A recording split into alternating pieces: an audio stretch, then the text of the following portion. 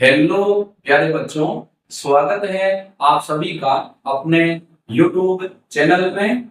हम 11th chemistry का chapter number 8 रसायन विज्ञान की कुछ मूल अवधारणाओं के बारे में पढ़ रहे हैं और आज इस वीडियो में जो टॉपिक हम लेने जा रहे हैं वो है मोल संकल्पना एवं मोलर द्रव्यमान। ये एक बहुत ही महत्वपूर्ण टॉपिक है जो आपके नीट केमिस्ट्री में भी काम में आएगा और 11th 12th केमिस्ट्री में बहुत ज्यादा काम में आएगा। इस टॉपिक पर मैक्सिमम न्यूमेरिकल क्वेश्चन बनते हैं, इसीलिए ये वीडियो आप शुरू से एंड तक जरूर देखें ताकि इस टॉपिक से रिलेटेड कोई भी दिक्कत आपको नहीं हो। तो सबसे पहले हम बात कर रहे हैं मोल संकल्पना की और उसके बाद हम पढ़ेंगे मोलर द्रव्यमान। मोल क्या है? जैसा कि हमने पढ़ा था, मोल पदार्थ की मात्रा का एसआई मात्रक है, यानी पदार्थ की मात्रा को हम मोल में प्रदर्शित करते हैं। कार्बन 12 समस्थानिक के 12 ग्राम में कार्बन परमाणुओं की संख्या 1 मोल के बराबर होती है। इसका मतलब ये हुआ कि 1 मोल पदार्थ की वह मात्रा है जिसमें परमाणु, अणु या आयनों की संख्या अवोगाद्रो संख्या के बराबर होती है। यानी अवोगाद्रो संख्या का मान कितना होता है? 6.022 इंटू 10 टू पावर 23। तो देखो, हम इसमें डेफिनेशन लिखते हैं। सबसे पहले कार्बन 12 समस्थानिक, कल मैंने बताया था कि इसको मानक मानकर हम परमाणु भार या अणुभार निकालते हैं। तो कार्बन के 3 समस्थानिक है, 12, 13 और 14, उसमें हम कार्बन 12 को ले रहे हैं। कार्बन 12 समस्थानिक के 12 ग्राम में जो इसका परमाणु भार है, मैं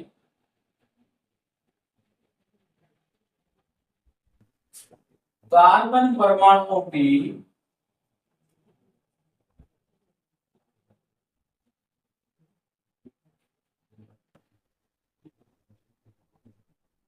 संख्या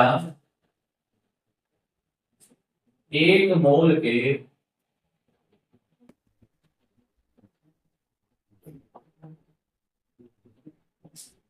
बराबर होती है।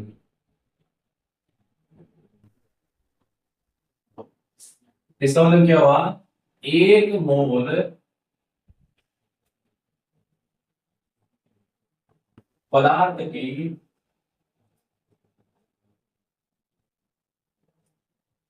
वह मात्रा है जिसमें परमाणु या अणु या आयनों की संख्या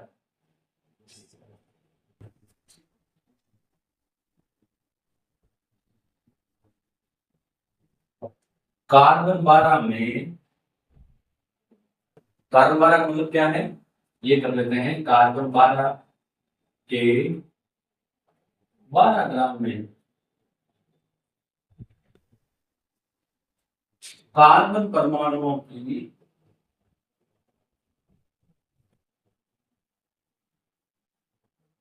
संख्या के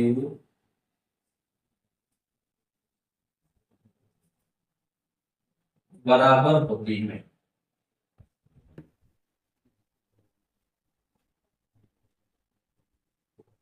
यानी अगर हम ये कहें कि 1 मोल अगर पदार्थ की मात्रा है तो उसमें परमाणु, अणु या आयनों की संख्या कार्बन 12 के 12 ग्राम में कार्बन परमाणुओं की संख्या के बराबर होती है। तो देखो, इसका मतलब ये हुआ कि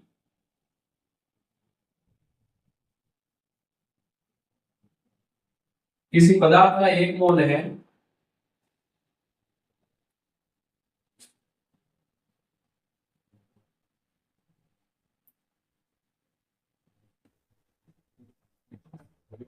इसमें परमाणु, अणु या आयन की जो संख्या है तो किसके बराबर होगी? अवोगाद्रो संख्या के बराबर। एन क्या है? एन है A for Avogadro, N for number, Avogadro संख्या।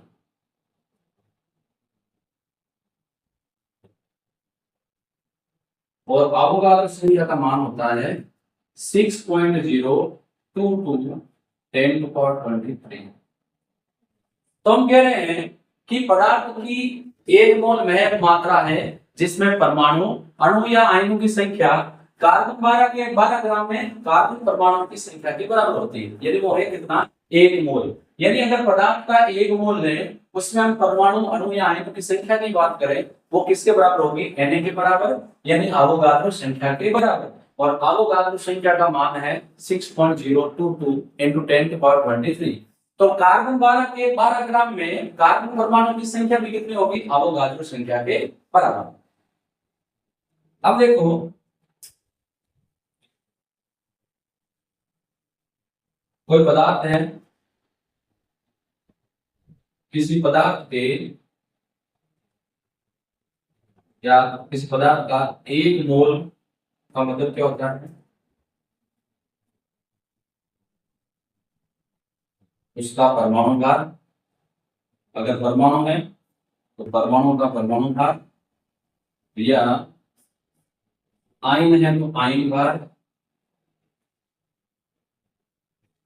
और अणु है तो अणु भार। वो भी गलत है। जैसे मान लो मैं कह रहा हूं 1 मोल H2, तो इसका मतलब क्या होगा? इसका हाइड्रोजन का अणुभार मतलब हो गया 2 ग्राम हाइड्रोजन। मैं कहूंगा 1 मोल हाइड्रोजन परमाणु H, इसका मतलब हो गया 1 ग्राम हाइड्रोजन। मैं कह रहा हूं कि 1 मोल ऑक्सीजन, इसका मतलब इसका अनुपात कितना होता है? 16 का डबल 32 ग्राम ऑक्सीजन। मैं कह रहा हूं 1 मोल क्लोराइड आयन बराबर हो जाएगा इसका आयन भार 35.5 ग्राम क्लोराइड। यानी किसी पदार्थ का 1 मोल का मतलब है उसका परमाणु भार, अणु भार या आयन भार। अब 2 ग्राम हाइड्रोजन का मतलब है 1 मोल, तो इसमें हाइड्रोजन अणु कितना होंगे? तो H2 अणु जो है वो बराबर हो जाएगी Na। ऐसे ही 1 मोल हाइड्रोजन यानी 1 ग्राम हाइड्रोजन में हाइड्रोजन परमाणु कितने होंगे? अवगाद्रो संख्या के बराबर। 1 मोल ऑक्सीजन में ऑक्सीजन के अणु कितने होंगे? अवगाद्रो संख्या के बराबर। और 1 मोल क्लोराइड में क्लोराइड माइनस आयन कितने होंगे? अवोगाद्रो संख्या के बराबर। और इसका मतलब क्या होता है? बराबर 6.022 10 to power 20। अब देखो, अगर हम किसी पदार्थ के मोल निकालना चाहें, क्योंकि यहाँ पर मोल का बड़ा खेल है, तो मोल निकालने के लिए इसको मैं रेड मार्कर से लिख रहा हूं। मोल बराबर होता है पदार्थ की मात्रा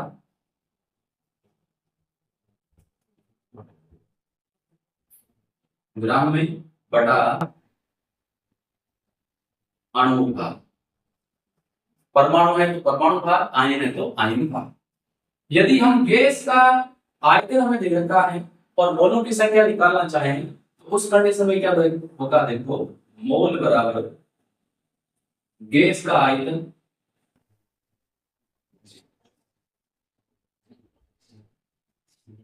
ये किसमें होना चाहिए? लीटर में। और इसमें हम भाग देंगे 22.4। और यहाँ पर जो ये मात्रा है ये किसमें होना चाहिए? ग्राम। तो हम मोल निकाल सकते हैं। अगर हम पदार्थ की मात्रा निकालना चाहें तो देखो, ये फॉर्मूले बहुत ही इंपॉर्टेंट है। पदार्थ की मात्रा अगर ग्राम में निकालना चाहिए तो ये हो जाएगा पदार्थ के मोलों की संख्या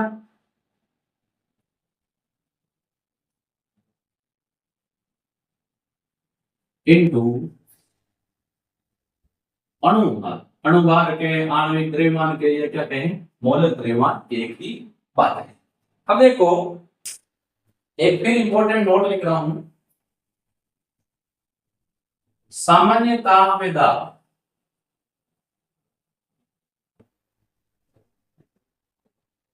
या मानक ताप में दाब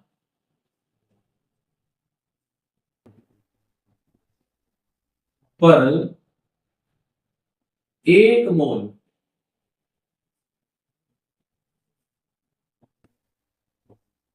गैस का आयतन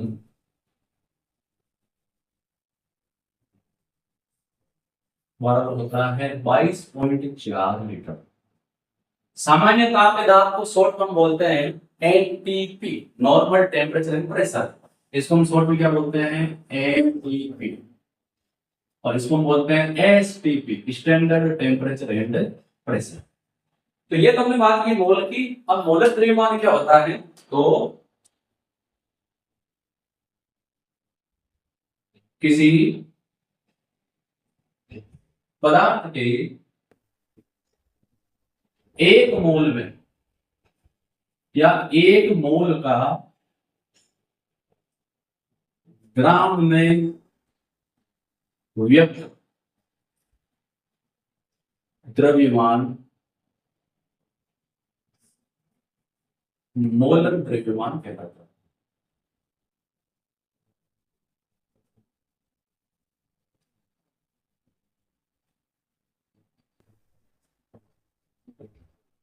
जैसे अगर हम कहेंगे कि जल का मोल द्रव्यमान कितना है,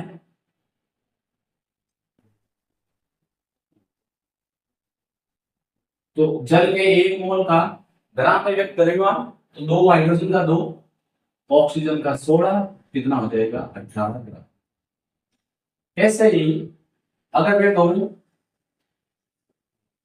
ग्लूकोज का मोल द्रव्यमान कितना है, तो मैं कहूंगा 6 कार्बन है, 1 का 12, तो 6 का 72, 12 हाइड्रोजन, 6 ऑक्सीजन है, 1 का 16, तो 6 का 96, ये कितना हो जाएगा 180 ग्राम। अगर मैं कहूं कि कार्बन डाइऑक्साइड का मोल द्रव्यमान कितना है, तो हम कहेंगे कार्बन डाइऑक्साइड का मोल द्रव्यमान कितना है 44 ग्राम, जो कि स्नानुगार है। अतः यदि हम किसी पदार्थ के 1 मोल का द्रव्यमान ग्राम में व्यक्त करें तो द्रव्यमान मोलक द्रव्यमान कहलाता है।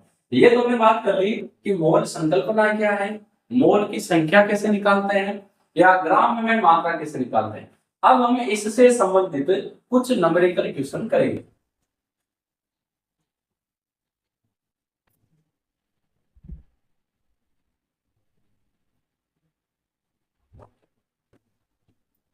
ये मैंने यहाँ पर कुछ क्वेश्चन लिखे हैं। पहला है एथेन के 3 मोल में कार्बन परमाणुओं के मोलों की संख्या, हाइड्रोजन परमाणुओं के मोलों की संख्या, एथेन के अणुओं की संख्या, ये हमें ज्ञात करनी है। अब देखो जो एथेन है इसका फॉर्मूला होता है, एथेन का फॉर्मूला है C2H6, ये एथेन का फॉर्मूला है। तो पहला क्वेश्चन है कार्बन परमाणुओं के मोलों की संख्या। तो देखो 1 मोल में, अगर मैं 1 मोल बात करूं तो 1 मोल में कार्बन के मोल कितने हैं,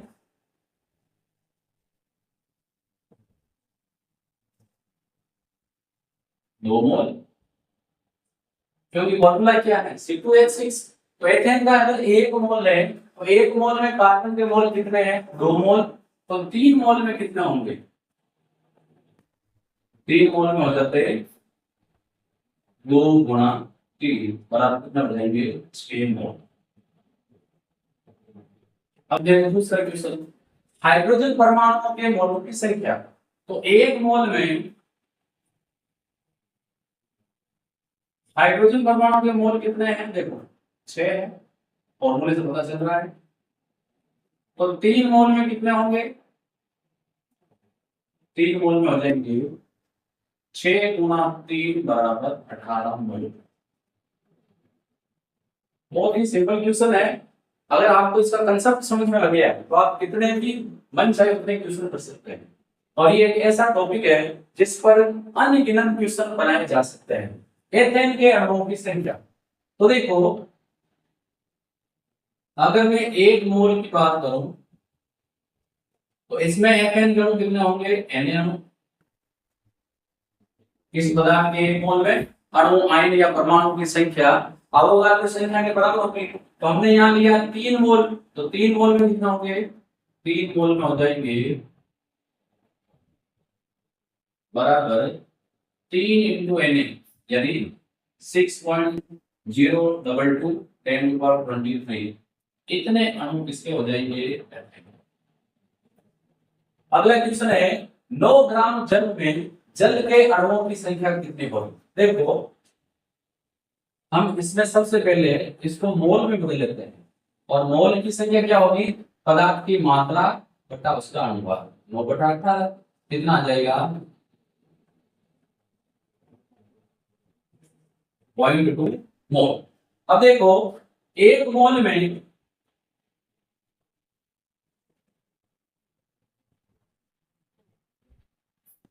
जल के अणु कितने होंगे, अवोगाद्रो संख्या के बराबर। तो आधे मोल में कितने होंगे, 0.2 मोल का मतलब कितना, आधा मोल।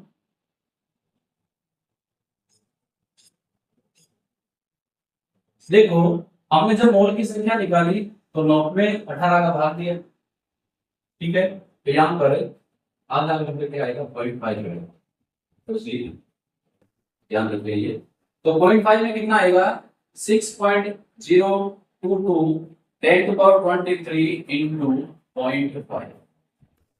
0.5 का मतलब क्या है, इसका आधा, आधे का मतलब है 3.011 इंटू 10⁻23।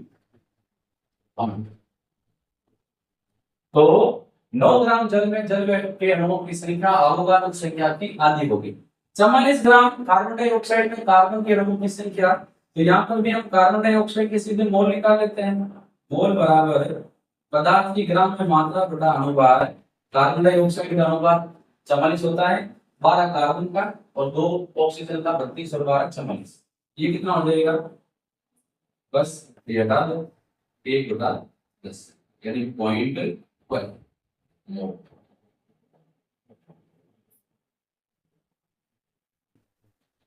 एक मोल में होंगे एन की संख्या के बराबर, तो 0.12 में कितने होंगे, तो कार्बन डाइऑक्साइड के अणु हो जाएंगे बराबर 6.022 इंटू 10⁻23, इसको गुणा कर दो 0.1, तो ये कितना हो जाएगा 6.022 इंटू 10⁻22 अणु बचेंगे कार्बन डाइऑक्साइड, क्योंकि 0.1 का मतलब है 10⁻−1 एक पावर कम करने। इसको ऐसे भी कर सकते हैं और इसको करने का तरीका ये है, देखो और भी इसको करने का तरीका है। तरीका क्या है, अगर 44 ग्राम कार्बन डाइऑक्साइड है तो इसमें कार्बन डाइऑक्साइड के अणु कितने होंगे, ये के बराबर, क्योंकि 44 ग्राम का मतलब क्या है 1 मोल, तो 1 ग्राम में कितने होंगे कार्बन डाइऑक्साइड के अणु, हो जाएंगे Na/44, तो 4.4 ग्राम में कितने होंगे, तो हम कहेंगे Na/44 इंटू 4.4, इसमें सभी कर सकते, मान रख दो 6.022 10⁻23 इंटू 4.4/44, बस ये कट जाएगा। इस पॉइंट को हटाने के लिए या तो उसका भाग ले दूं या इसको क्या कर दो 10⁻⁻1, इतना ही प्राप्त कर दो। तो क्वेश्चन को किसी भी तरीके से हम कर सकते हैं। मानक ताप में दाब पर 11.2 कार्बन डाइऑक्साइड में अणुओं की संख्या, देखो इसको सेकंड तरीके से करते हैं। 22.4 लीटर कार्बन डाइऑक्साइड में कार्बन डाइऑक्साइड के अणु कितने होंगे, अवोगाद्रो संख्या के बराबर, क्योंकि मानक ताप और दाब पर 1 लीटर गैस का आयतन कितना होता है, सॉरी मानक ताप और दाब पर 1 मोल गैस का आयतन कितना होता है 22.4, तो 22.4 लीटर का मतलब 1 मोल, और उसमें कार्बन डाइऑक्साइड के मोल होंगे अवोगाद्रो संख्या के बराबर। 1 लीटर में कितने होंगे, Na बटा 22.4। 11.2 में कितना होंगे, इसको हम सीधा डालेंगे, अवोगाद्रो संख्या का मान रख दो, भाग दे दो 22.4 का, गुणा 11.2 कट जाएगा सीधा दो भाग, बस आधा हो जाएगा 3.011 10 पावर 23 कितना अणु देगा डाइऑक्साइड। दूसरा तरीका क्या है, सीधे कार्बन डाइऑक्साइड के मोल निकालो, मोल हो जाएंगे पदार्थ की मात्रा लीटर में बटा 22.4, कितने मोल हो जाते हैं 1/2 यानी आधा मोल, सीधा से। तो आधे मोल में कार्बन डाइऑक्साइड के अणुओं की संख्या कितनी होगी, अवोगाद्रो संख्या की आधी। अब इन क्वेश्चन पर आते हैं, बीच में सीमा रेखा खींचते हैं, जरूरी है, पता ही नहीं चलेगा क्या। ज्ञात करो 0.2 मोल CH4 का द्रव्यमान। देखो 1 मोल CH4 का द्रव्यमान का मतलब है इसका अणुभार,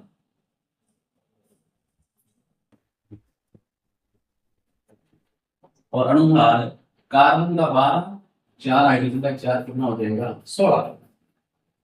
तो ये 1 मोल में है, तो 0.2 मोल में कितना होंगे 0.2 इंटू 16 कितना हो जाएगा 16 का डबल 32 यानी 3.2 का।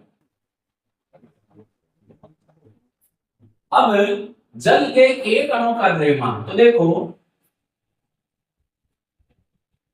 जल के 1 मोल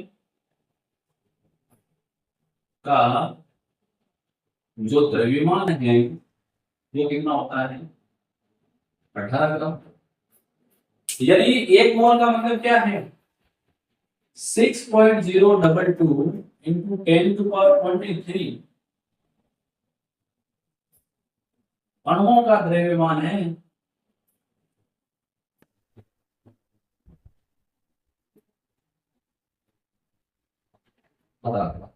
तो अवोगाद्रो संख्या के बराबर अणुओं का द्रव्यमान है 18 ग्राम। तो कितने का पूछ रहा है, एक अणु का पूछ रहा है, तो एक अणु का द्रव्यमान के लिए हम कहेंगे अवोगाद्रो संख्या के बराबर अणुओं का द्रव्यमान 18 है, तो एक अणु का कितना होगा अवोगाद्रो संख्या का भाग देते हैं। सोल्व कर लेना 18 बटा 6.022 ये 10⁻20 के ऊपर जाएंगे क्या हो जाएंगे माइनस के 23 भाग आप ले लो, कोई दिक्कत नहीं। अगला है हीलियम के 52 ग्राम में हीलियम परमाणु। तो देखो हीलियम का 1 मोल का मतलब कितना है, इसका अणुभार या परमाणु भार 4 ग्राम। अब 4 ग्राम में हीलियम परमाणु कितने हैं अवोगाद्रो संख्या के बराबर, तो 52 ग्राम में कितने होंगे 52 ग्राम में हो जाएंगे Na बटा 4 इंटू यानी ये हो जाएंगे 6.022 10⁻23 इंटू 4 का भाग देंगे एक बार, बचा ये कितना हो जाएगा 13 इंटू कितने हीलियम अणु हो जाएंगे। या तो ये तरीका है, फिर वही तरीका नहीं तो मोल की संख्या निकाल लो। तो मोल की संख्या के लिए हम कहेंगे कितना ग्राम है 52 ग्राम, इसका अनुपात कितना है 4 ग्राम, कितने मोल हो गए 13। तो 1 मोल में Na, तो 13 मोल में कितने हो जाएंगे 13 इंटू Na का मान कितना है 6.022 इंटू 10⁻23। तो मैंने यहाँ पर आप लोगों को 5 क्वेश्चन करवाए हैं, लेकिन इसमें हर एक तरह से जो मोल संकल्पना का है वो काम में लिया है। इसके अलावा भी आप इसके क्वेश्चन जहां भी आपको मिले आप इसकी खूब सारी प्रैक्टिस करना, क्योंकि मोल कंसेप्ट एक ऐसा टॉपिक है इस पर लाखों न्यूमेरिकल क्वेश्चन बन सकते हैं। इसीलिए आप इसका जितने से ज्यादा प्रैक्टिस करोगे, जितनी ज्यादा प्रैक्टिस करोगे, आपको इस पर उतना ही ज्यादा कमांड आएगा, आपको ये उतना ही ज्यादा टॉपिक क्लियर होगा। तो यहाँ पर हमने मोल संकल्पना और मोलर द्रव्यमान पढ़ लिया है। हम फिर मिलेंगे अगले टॉपिक के साथ, लेकिन ये जरूर ध्यान रखें कि ये ऐसा टॉपिक है जो लगता तो छोटा सा है, लेकिन ये बहुत जगह काम में आता है। इसीलिए आपको इसको नजरअंदाज नहीं करना है। ऐसा नहीं समझ में नहीं आएगा क्या बात कर रहा टॉपिक है, नहीं आएगा तो भी चलेगा, ऐसा बिल्कुल नहीं है। आप इसको ध्यानपूर्वक पढ़ें, और कोई अगर क्वेश्चन आपसे नहीं होता है तो आप मुझे कमेंट बॉक्स में या मेरे Telegram channel chemistry bye Sushil Kumar Jahangir पर डालें, मैं आपको वापस सोल्व करके दे दूंगा। अगर क्वेश्चन एक से ज्यादा होंगे, मैं प्रयास करूंगा कि आपको यहाँ बोर्ड पर एक वीडियो बनाकर हम सभी क्वेश्चन को हल करके बता दूं। हम फिर मिलेंगे अगले टॉपिक के साथ। धन्यवाद।